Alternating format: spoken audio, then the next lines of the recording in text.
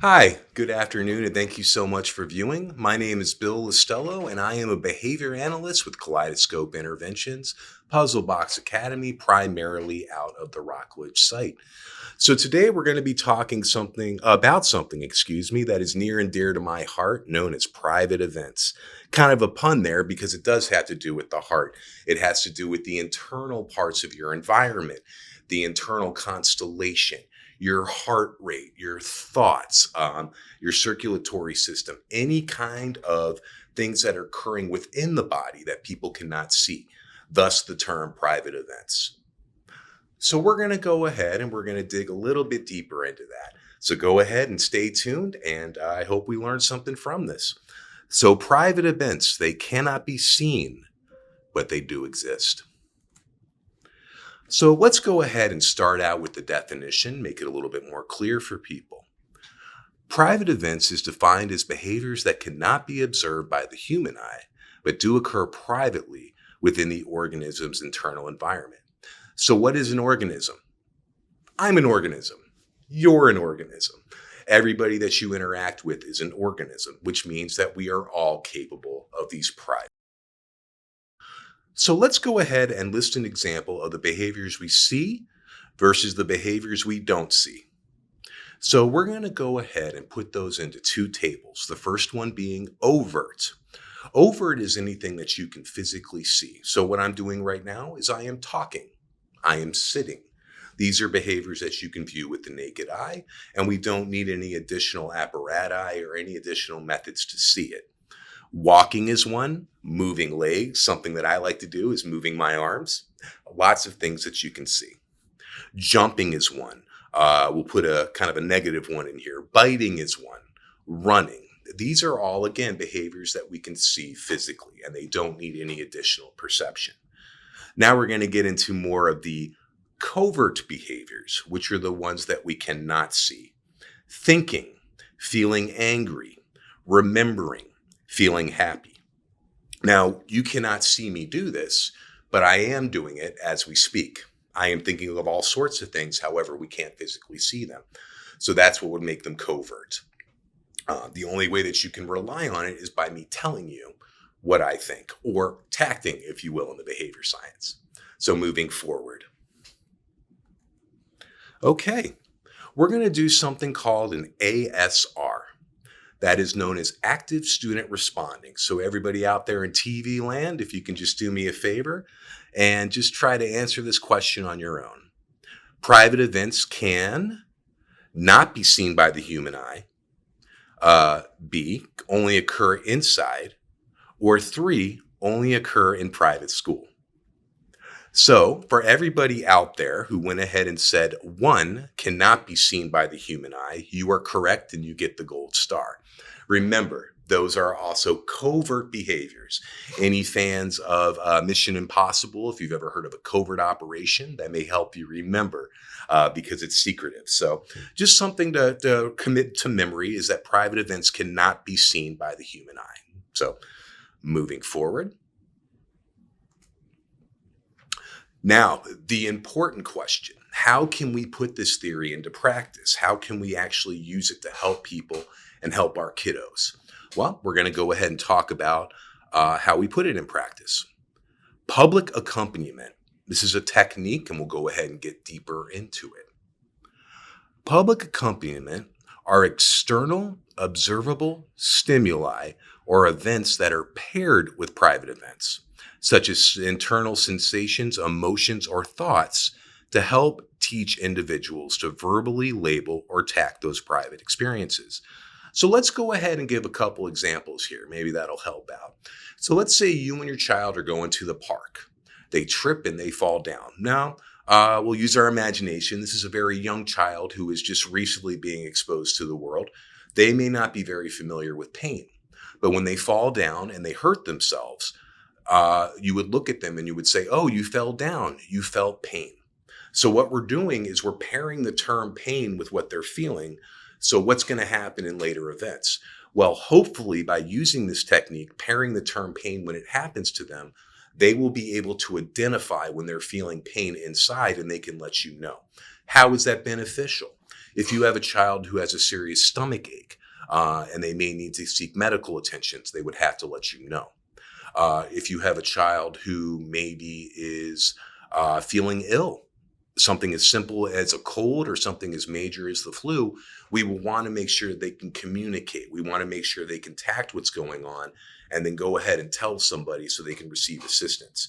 And that's the big part here, making sure we can increase their quality of life, making sure that if something's bothering them, they understand what it is and they can approach the appropriate people to help them.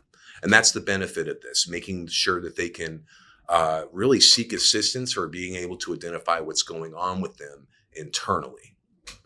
So really, it's a big safety thing, letting them know, or excuse me, having the children letting you know when something's going on inside and they have to tell you about it. Okay, moving forward. Let's see. So in layman's, whenever an individual is experiencing a change in the environment that may cause internal behaviors, pain, joy, anger, and the caregiver witnesses it, we can assist in helping them identify the internal behaviors. And I wanted to go a little bit off that. Why do we want to make sure they can identify? Well, they have tools that you can measure changes in your environment, things that measure changes in heart rate, blood pressure. That's one way to look at it. But here's kind of the problem with that. When I'm angry, my heart rate goes up. When I'm happy, my heart rate goes up. When I'm excited, my heart rate goes up. So while you have that measurement, you're not really identifying what the exact problem is. By having the child tact, they can tell you more clearly. So that's why you really want to make sure that they can demonstrate and be able to communicate what's going on with them. So we'll go over a couple more examples here just to make sure it sticks and make sure that I'm being an effective communicator. A child hits a door and says, ouch. The witness would say, you hit your head. What you are feeling is pain. So there's that pairing again. They hit their head. They're not exactly sure what it is. So we tell them, we say, what you're feeling is pain. That's discomfort. So if we do that a couple more times, eventually in theory and hopefully in application, the child will go ahead and say, oh, I'm feeling pain in my head.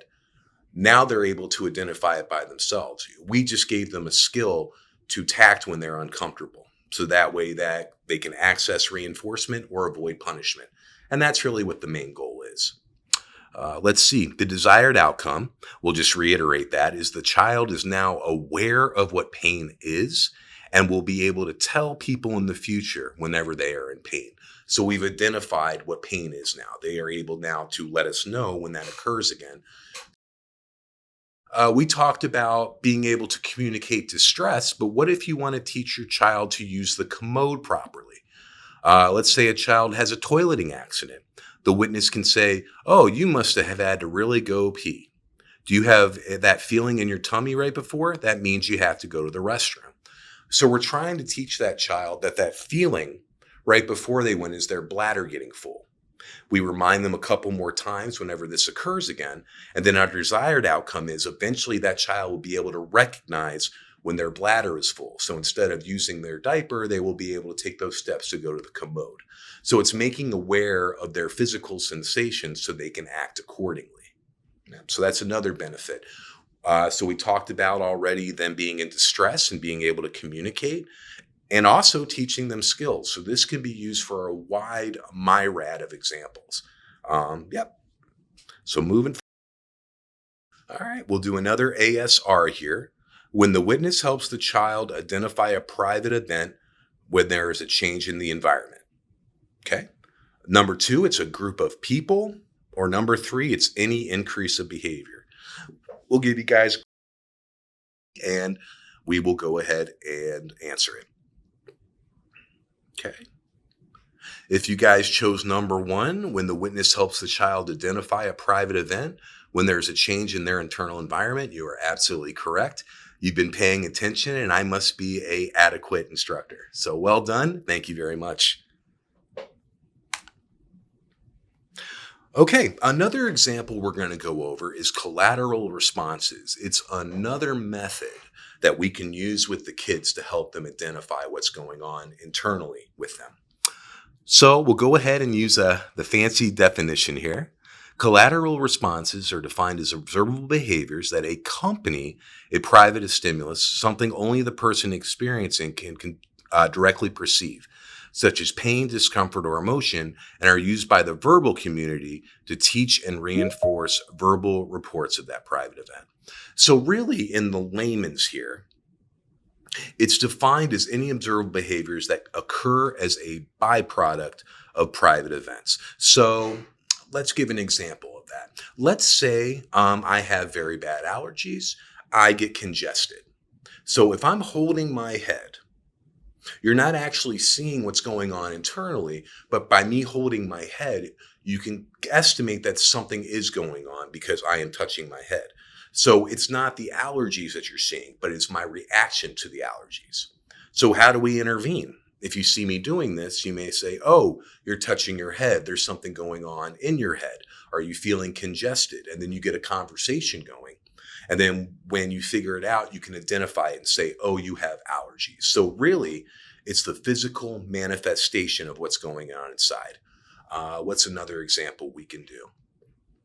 Let's say that I'm about to sneeze, and you may see me moving my head back and forth and I'm fighting it. That would show you that I'm about to sneeze, but you don't know what's actually going on inside my internal environment. So, again, it's things that you can see that would reflect. We'll give you a couple more examples here just so we can nail it home, so to speak. Child has a headache and he rubs his head. You can't see the headache, but you can see the child rubbing his head, which would identify some kind of pain in that area. Witness can say, oh, you're rubbing your head. You must have a headache. Desired outcome. In the future, we would hope that the child is able to say that he has a headache in the future and let caregivers know whenever he has one. So we've taught him to identify it through the physical manifestation of it. So moving forward, he can identify it on his own. Okay. We'll go ahead and do another ASR here. Collateral responses are 1, decreases in behavior, 2, a deceleration behavior, 3, any observable behavior that occurs during a private event. Okay. If you chose number 3, you're a very good student. Collateral responses are any observable behavior that occurs during a private event. So what you will see, we talked about touching your head. We talked about me moving my face erratically if I'm trying to fight a sneeze. We really get a good view of that through the physical manifestation. Okay. All right. So we talked about private events. This is something I call it the after dark of ABA. It gets a little bit more philosophical. It talks about emotions as byproducts. So all in all, in a quick summary, we can use private events for a very eclectic mix of reasons. First one is identifying pain. That's a very important skill for children, especially if they have something going on inside of them that they need to let somebody know of urgency. So having them identify pain, being able to know what it is, will assist them in the future. And the development of life skills, increasing toilet use by having them identify any changes of sensation in their body, in their bladder. By teaching them what that is, we're able to have them identify it in the near future. Yep. So, and another quick thing I just wanted to reiterate on is remember that private events cannot be seen by the naked eye. We really have to make sure that we can teach the child to tact those private events appropriately. So in the future, they can use it in any kind of situation of distress or any kind of learning opportunities. So just remember, overt is what you can see with the naked eye, physical stuff, me moving my arms as I tend to do, or me smiling as I also tend to do, me speaking as I tend to do. And then you have your overt, which is thinking, remembering anything that cannot be seen by the naked eye, anything that is occurring in the internal environment. So thank you very much for your time. I hope you enjoyed this as much as I did. And I'm looking forward to seeing you all for the next training. Thank you very much and take